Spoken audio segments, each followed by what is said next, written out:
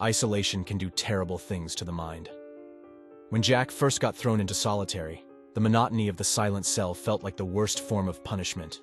He counted the blocks on the wall, listened for any distant noises, and kept track of time using the dim light that seeped in through the small window near the ceiling. One evening, as Jack sat on his bunk, head resting against the cold wall, he noticed a faint shadow on the opposite wall. It seemed like an ordinary shadow cast by his own body. But as he shifted, so did the shadow, mimicking his every move with uncanny precision. At first, Jack was fascinated. Here was someone to interact with, a game to pass the time. He'd dance, jump, wave, and every time the shadow would follow suit. It became his silent companion, a dark reflection of his own solitude. But as days turned into weeks, the shadow began to change. It started with subtle differences, small deviations from Jack's movements. Sometimes, the shadow would raise its hands slightly later or turn its head at a different angle. It was as if it was learning, evolving. Jack's initial fascination turned to unease. The shadow was no longer a mere reflection. It was becoming its own entity. It grew bolder with each passing day, sometimes initiating movements before Jack did, and its form grew more distinct, more tangible. One evening, as Jack stared at the shadow, it did something entirely unexpected. It beckoned him. Confused and curious, Jack approached the wall. As he got closer, the shadow's form became even clearer. It wasn't just a flat silhouette. It had depth, texture, and a coldness that seemed to radiate from the wall. Hesitating for only a moment, Jack reached out to touch it. As his fingers made contact, a bone-chilling cold gripped him. The shadow's hand wrapped around his, pulling with a force he couldn't resist. Panic surged through Jack as he felt himself being drawn into the wall, into the shadow's realm. For what felt like hours, Jack was enveloped in darkness. He felt weightless, disoriented, and utterly alone. And then, as suddenly as it had begun, the sensation stopped.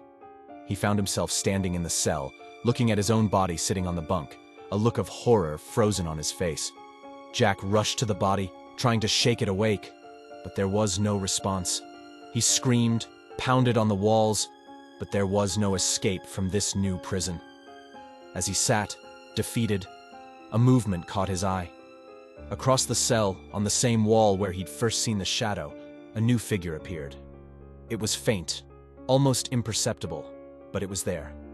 It was Jack's shadow, waiting, watching, and learning. And somewhere, in another plane, the original shadow was free, a dark presence moving in the world, leaving the confines of the cell far behind.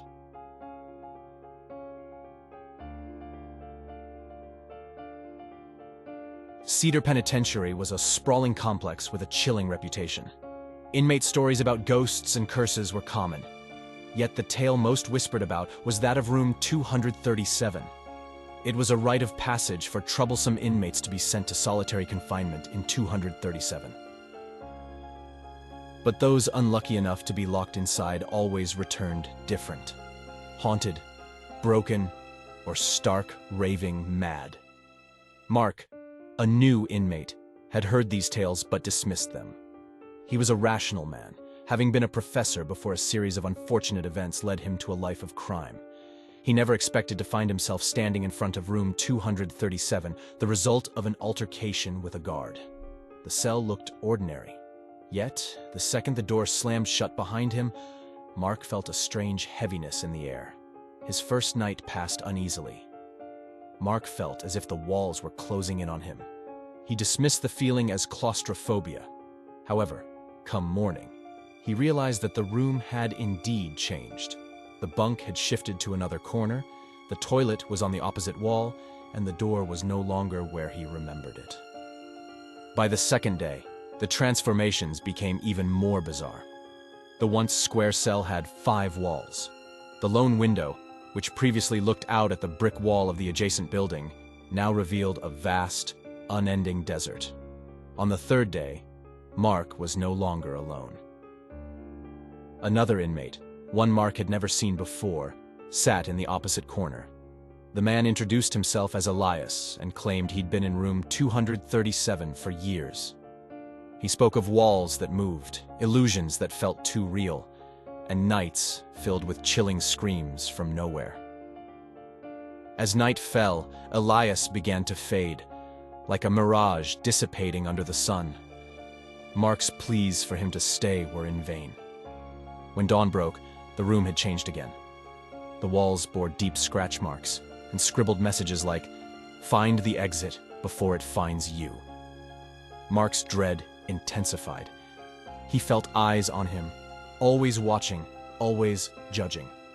He began speaking to shadows, pleading with them for release. He tried marking the walls to keep track, but his markings would disappear or rearrange themselves. On what felt like the 10th day, or was it the 100th, Mark discovered a door hidden behind the shifting walls. Hope surged through him. It led to a narrow, winding corridor. Mark followed it for what felt like hours, only to find himself back in room 237. Despair took hold. He realized the room wasn't just changing its layout. It was changing reality itself.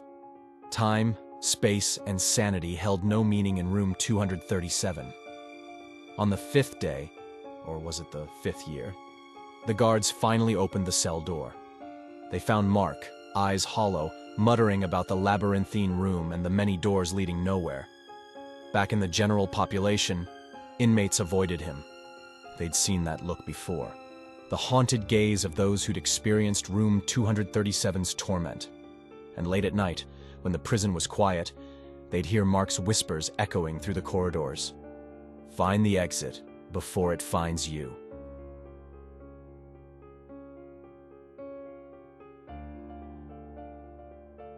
Hillcrest Asylum stood atop a hill, shrouded in stories of haunting memories and long-forgotten tragedies.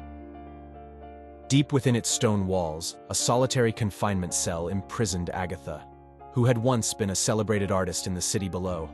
Those days seemed like a distant dream now, replaced by the cold reality of isolation. One nondescript day, a glint in the cell's corner caught Agatha's eye, a forgotten piece of chalk, seemingly discarded. With memories of her artistic past rushing back, she embraced the chalk as a divine gift to combat her loneliness. With the fervor of a parched wanderer finding an oasis, Agatha's fingers danced across the gray walls, turning them into vibrant canvases. Scenes of her past, intricate patterns, and whimsical fantasies sprang to life under her touch. However, the barrier between imagination and reality began to blur one fateful evening. A delicate sparrow she had drawn chirped and took flight around the cell. Astonished, Agatha watched the drawn bird perch on her hand, feeling its ephemeral weight before it dissolved into the ether. Emboldened by this phenomenon, her drawings grew grander. A serene meadow she sketched became a tangible paradise by nightfall. Butterflies floated around, and she could smell the fragrant blossoms. Yet, as her creations became more vivid, they also grew unpredictable. A portrayal of a midnight carnival saw spectral attendees laughing, whispering secrets, and urging Agatha to join their eternal festivities. An ocean scene brought the salty tang of the sea, accompanied by the eerie lullabies of mermaids lurking just beyond her vision. In a moment of profound sadness and longing for the world outside, Agatha illustrated a bustling town square from her memories. That night, she found herself amidst its crowd, lost among faceless entities. Their conversations were hushed, their intentions unknown, and by dawn, she was left yearning for the safety of her cell's confines. The balance shifted dramatically. The day she drew a creature birthed from her deepest fears, a looming specter with hollow eyes and a grotesque grin. Its presence was palpable, its intentions malevolent. It whispered dark premonitions, tales of doom, and promises of endless torment. Agatha, paralyzed with fear, tried to erase the fiend, but the chalk only glided uselessly over its form. Desperation led Agatha to a final gambit. She drew a grand door, ornate and inviting, on the wall. When night fell, the door creaked open, revealing a pathway into the unknown. Without a second thought, she stepped through, seeking solace from her monstrous creation. The next morning, guards found the cell vacant, save for the vibrant drawings that adorned every inch. Despite exhaustive searches, Agatha was never found. Years later, whispers of Agatha's mysterious disappearance spread throughout Hillcrest. Inmates spoke of a ghostly figure seen wandering the asylum's halls, clutching a piece of chalk, forever seeking escape from her own haunting creations. When a new prisoner was placed in her old cell, he reported chilling visions of a spectral woman amidst the drawings, her eyes filled with sorrow, eternally trapped within her own masterpieces.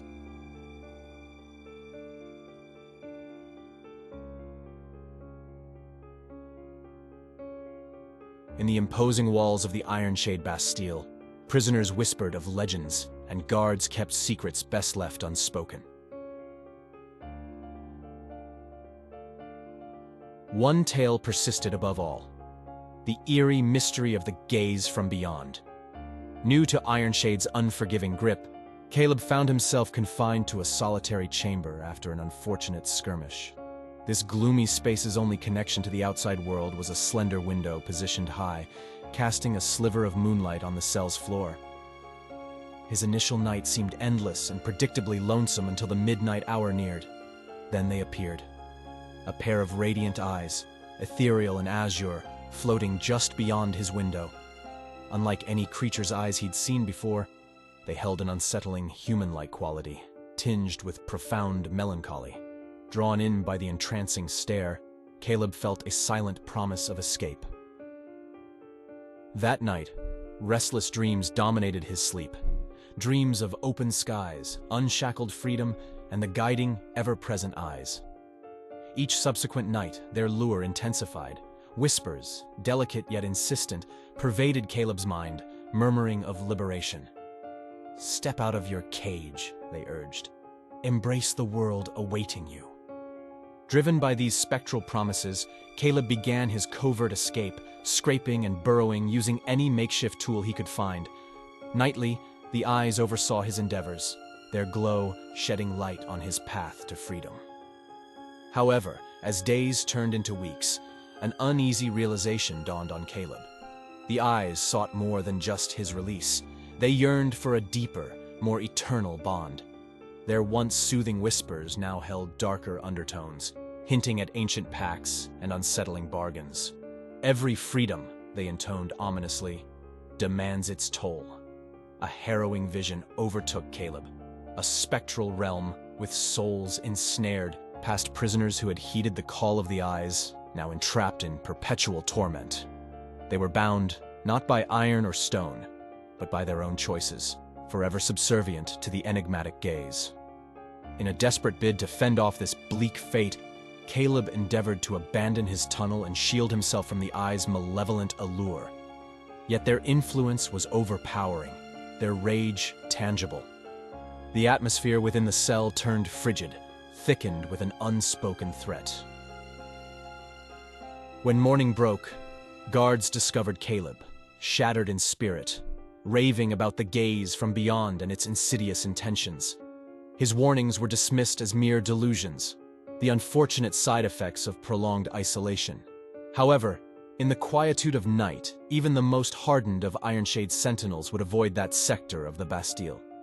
Because at the witching hour, for those who dared to listen, there it was. The hauntingly soft voice promising deliverance, accompanied by the luminous, watchful eyes, eternally seeking their next ensnared soul.